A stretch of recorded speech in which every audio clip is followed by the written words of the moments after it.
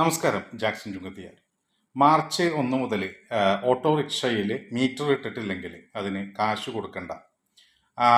ഇതേ നിയമം ഇതിനു മുമ്പ് കേട്ടിട്ടുള്ള പ്രചാരത്തിലുള്ള ഒരു സ്ഥലമാണ് Indian railway. No bill no pay എന്ന് പറഞ്ഞിട്ടാണ് അവിടെയുള്ളത്. റെയിൽവേയിൽ വരുന്ന ഒരു ഭക്ഷണ സാധനത്തിൻ്റെ കൂടെയും ബില്ല് വരുന്നത് ഞാൻ കണ്ടിട്ടില്ല. പലപ്പോഴും റെയിൽവേയിൽ പുറത്തുനിന്നുള്ള ആൾക്കാർ കയറിയിട്ട് ചായ വിതരണവും ഭക്ഷണ വിതരണമൊക്കെ വേറെ നടക്കാറുണ്ട്. അതെന്തെങ്കിലും ആവട്ടെ, റെയിൽവേ കൊടുക്കുന്നതിൽ ഒന്നിൽ പോലും അവർ എവിടെയെങ്കിലും ഒരു ബില്ല് കൊടുക്കുന്നതായിട്ട് ഞാൻ കണ്ടിട്ടില്ല. That means no bill no pay അല്ല, ഓൺലി പേ നോ ബിൽ.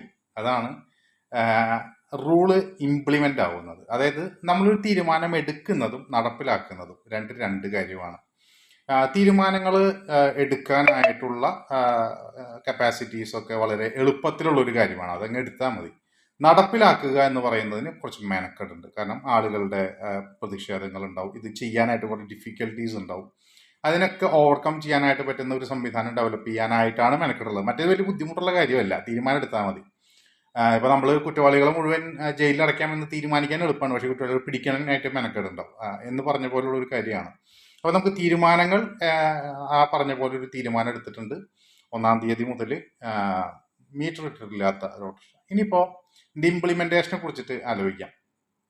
നിങ്ങൾ ഒരു പോലീസ് സ്റ്റേഷനിലേക്ക് കൺട്രോൾ റൂമിലേക്കോ വിളിക്കാം. കൺട്രോൾ റൂം പൊതുവിൽ കുറച്ചുകൂടി റെസ്പോൺസുള്ള സാധനമാണ്.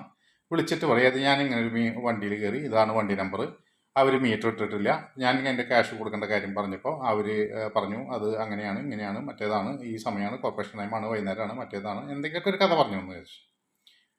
ഇത് പറഞ്ഞ പരാതി നിങ്ങൾ പോലീസ് സ്റ്റേഷനിൽ കൺട്രോൾ റൂമിൽ വിളിച്ച് പറഞ്ഞാൽ അവരുടെ റെസ്പോൺസ് എന്തായിരിക്കും എന്നുള്ളതാണ്. കാരണം നിയമം എന്ന് പറയുന്ന സാധനം നടപ്പിലാക്കേണ്ട ആളുകൾ അവരാണല്ലോ, എൻഫോഴ്സ് ചെയ്യുന്നത് അവരാണ്.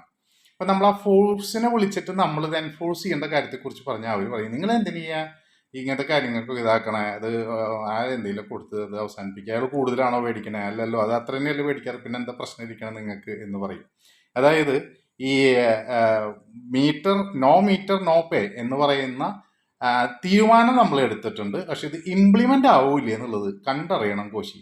പ്രത്യേകിച്ച് ഇവിടുത്തെ യൂണിയനും മറ്റു കാര്യങ്ങളൊക്കെ അവരുടെ തന്നെ സെറ്റപ്പിൽ നിൽക്കുന്ന കാരണം കൊണ്ട് ഇങ്ങനൊരു നിയമം ഉണ്ടാവും, പക്ഷെ ആ നിയമം ഒരിക്കലും പ്രാബല്യത്തിൽ വരില്ല. പ്രാബല്യത്തിൽ വരുത്താത്ത നിയമങ്ങളെ ഇവിടെ ഉണ്ടാക്കിയെടുക്കാനായിട്ട് ഒരുപാട് സിസ്റ്റം നമുക്കുണ്ട് എന്നുള്ളത് കൊണ്ട് ആ തലത്തിൽ നമ്മുടെ ജനാധിപത്യം ഒരു വിജയമാണ്. അതായത് നിയമം ഉണ്ടാവും, ഇതൊന്നും നടപ്പിലാവില്ല, നിങ്ങൾക്ക് ഇതിൻ്റെ ബെനിഫിറ്റ് കിട്ടില്ല. ഇപ്പോൾ ശബ്ദ മലിനീകരണം നിയമമൊക്കെ നമുക്ക് വളരെ സ്ട്രോങ് ആണ്, പക്ഷേ നിങ്ങൾ തന്നെ ഒരു പരാതി കൊടുത്താൽ നിങ്ങൾ തന്നെ എന്താ പറയുക അതിൻ്റെ പിന്നാലെ നടക്കേണ്ടി വരുന്നല്ലാതെ നടപ്പിലാക്കില്ല.